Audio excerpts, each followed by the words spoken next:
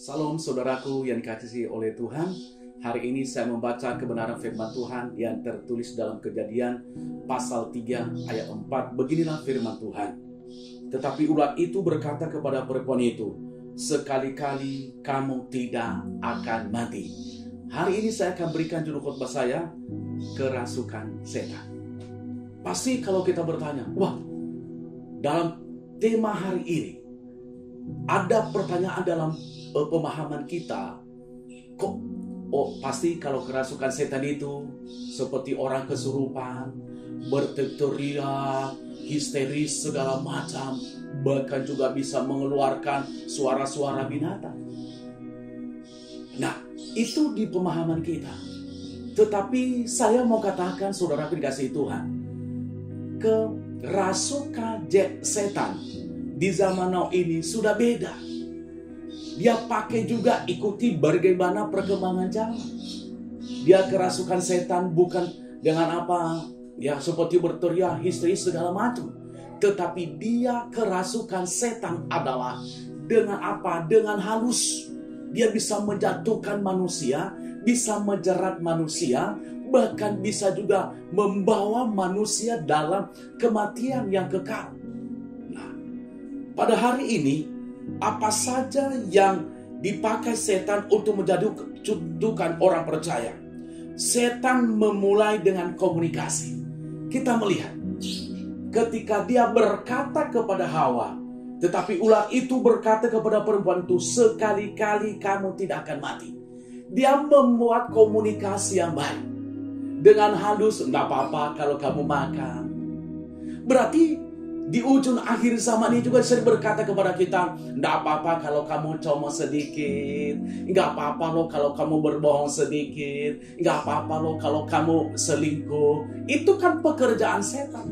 Enggak apa-apa loh kalau kamu korupsi, enggak apa-apa loh kalau kamu mabuk, enggak apa-apa loh. Itu kan pekerjaan setan. Dan banyak cara setan untuk berkomunikasi baik kepada manusia. Tujuannya adalah hanya untuk menjatuhkan saya dan saudara. Makanya hari ini jangan pernah izinkan kehidupan saudara, jangan pernah izinkan keluarga saudara, jangan pernah izinkan sahabat saudara, jangan pernah izinkan suami saudara, jangan pernah izinkan istri saudara, anak-anak saudara berkomunikasi dengan setan seperti yang dilakukan oleh Hawa. Apa yang dilakukan oleh Hawa? Membuat kefatalan yang sangat luar biasa bahkan sampai detik ini.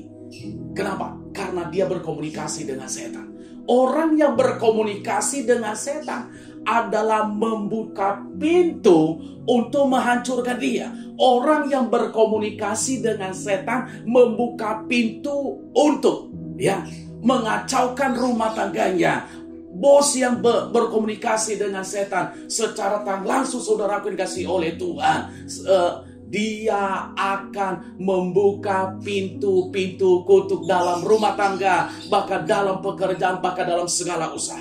Makanya hari ini saya sebagai hamba Tuhan, jangan pernah berkomunikasi dengan setan. Yang kedua yang berusaha sampaikan kepada kita, apa saja yang dipakai setan untuk menjatuhkan orang percaya. Yang kedua adalah setan menguasai pikiran manusia.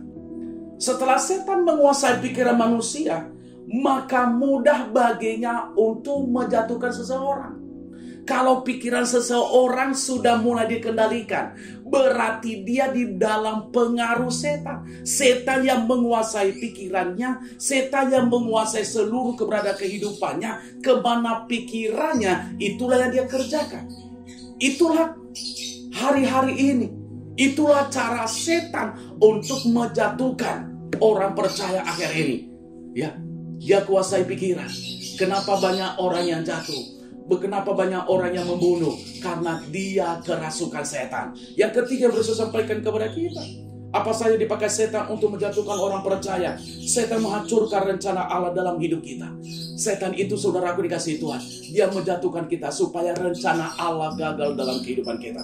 Rencana Allah apa yang ada dalam kehidupan kita, yaitu dia merindukan kita. supaya kita menikmati damai sejahtera. Rencana Allah apa dalam rumah tangga kita, supaya rumah tangga kita bahagia. Rencana apa dalam bisnis kita, supaya kita menikmati berkat Allah. Rencana Allah dalam kehidupan kita, saudara dikasih oleh Tuhan, supaya kita menjadi berkat bagi banyak orang, supaya kita menjadi contoh bagi banyak orang, supaya kita menjadi pembawa damai dimanapun Tuhan tempatkan kita. Rencana Allah dalam kehidupan kita, supaya kita melebarkan pekerjaan Tuhan dimanapun Tuhan tempatkan kita, saudara dikasih Tuhan. Nah, inilah pekerjaan setan, dia menggagalkan itu supaya rencana Allah jauh dalam kehidupan kita. Tetapi pada hari ini saya sangat percaya, saudara dikasihi Tuhan, saudara adalah orang-orang hebat. Saudara akan bisa membatalkan rencana setan itu untuk mengagalkan rencana Allah dalam kehidupanmu, dalam rumah tanggamu, dalam bisnismu, bahkan dalam saudara mengikut kepada Tuhan. Saya percaya saudara akan tampil pemenang.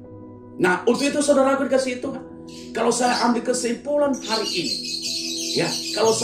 kesimpulan hari ini, yaitu bagaimana kita supaya kita tidak menutup komunikasi dengan setan. Kita harus menutup komunikasi dengan setan. Bahkan kita juga harus menutup pikiran kita, saudara dikasihi Tuhan. Bahkan kita harus melawan supaya jangan gagal rencana Allah di dalam kehidupan kita. Kalau kita mengerjakan ini, saya percaya saudara sudah lepas dari kerasukan setan. Sukses untuk saudara. Tuhan Yesus Kristus memberkati. Amin.